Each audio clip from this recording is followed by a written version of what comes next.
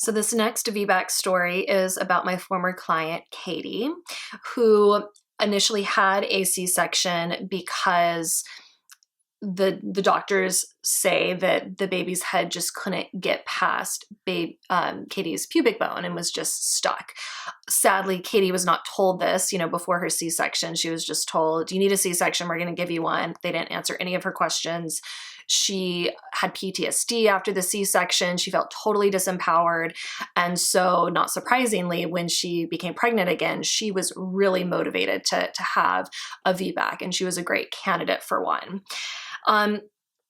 So during Katie's labor, she got to 10 centimeters really fast, just like in the last story. The mom, that was at 10 centimeters. But the baby was still really high. And in a lot of situations, C-sections would have been recommended, a lot of different intervention, but Katie's doctors, and there were some midwives there as well that worked in this group, just let her rest. They're like, let's just see what your body does. Let's let the contractions continue to push baby down. The mom and the baby, they were both healthy. And her contractions did slowly push the baby down a little bit further, but at a certain point, all progress stopped. She was continuing to have contractions, but the baby's head was just not moving further down. And Katie did have an epidural, but it was more like a walking epidural. So she still could feel a little bit, enough to really know that she was pushing pretty hard, and she was putting a lot of effort in, but not much was happening. So I was expecting that she was probably going to need a repeat C-section. But none of the doctors ever recommended it. Instead, they said that a forceps delivery might be the best option. This was this really amazing hospital in Los Angeles. Apparently they have, one of the best forceps teams in the country.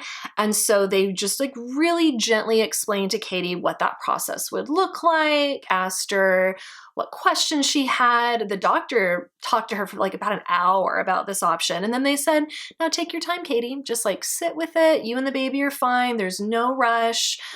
If you're interested in that option, we'll call in the forceps team." And so Katie did. She took a few hours. She took a nap. And during this time, the baby didn't make any more progress. This baby was not coming out without assistance. And so Katie eventually said, "Yeah, I would like to try for the forceps delivery."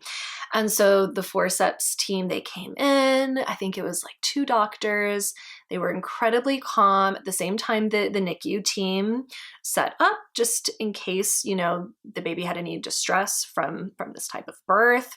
And the doctors explained really calmly that if it didn't work, then a repeat C-section would probably be needed. Again, they asked Katie, "Do you have any questions about that? Any concerns? Let's talk it through."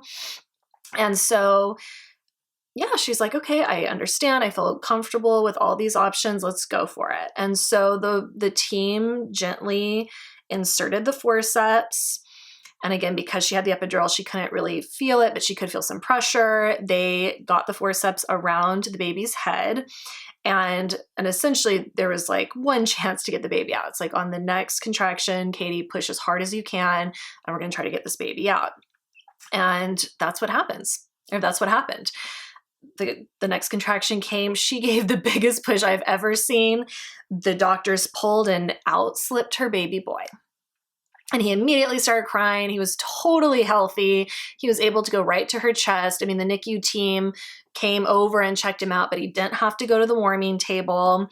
It is important to note that Katie did have a significant tear from this, but they were able to stitch her up. Her bleeding was minimal, and she was healthy. The baby was healthy. And, although that last part of the birth was unexpected, it was intense, Katie glows when she talks about her birth experience because she felt so supported and so empowered. And because she had that kind of support, she wasn't really rattled when the unexpected happened. You know, she didn't think that she would have to have the baby delivered by forceps. That doesn't happen that often, but she was okay with it. She felt calm. She felt like people took their time explaining, that nobody was forcing her into any decision. And so, yeah, I mean, she loves telling her birth story, and I love telling it too. So I really hope that you are able to receive that same kind of support as you try for your VBAC.